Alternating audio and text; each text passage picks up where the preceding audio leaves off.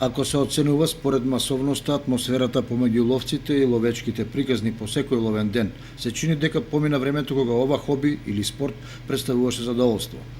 На средината од ловната сезона ловот како да е изолирано од секојдневието со намалена транспарентност и еуфорија. Ако некогаш се знаеше дека во текот на сезоната ловците беа постојано присутни во ловното здружение Осогово, денеска работите се сосема поинакви. Ловците, членови на подружницата на македонски шуми, немаат свое сврталиште.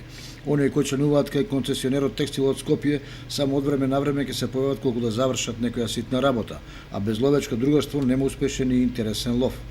Од терените во Кочанско стигнуваат информации дека дивиот зајак го има во недозволено мал број. Поради тоа ќе мора да се преземат мерки за соодветна заштита на овој полезен дивеч.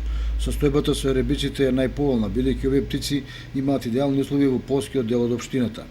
Фазани воопшто нема, откако престанат да функционира фазанеријата кај Чифлик, што представува сериозен удар за ловството во поширокиот регион, бидејќи од тука се населуваа ловиштата и во Виничко, Штипско и Свети Николско.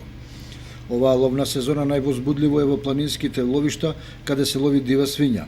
Овој крупен дивеч во последните неколку години го има во сите реони, поради што успешноста на ловните групи е на задоволително ниво. Што се однесува до ловната дисциплина, засега ловните здруженија немаат пријавено ловократство, што би требало да значи дека се почитува ловната регулатива.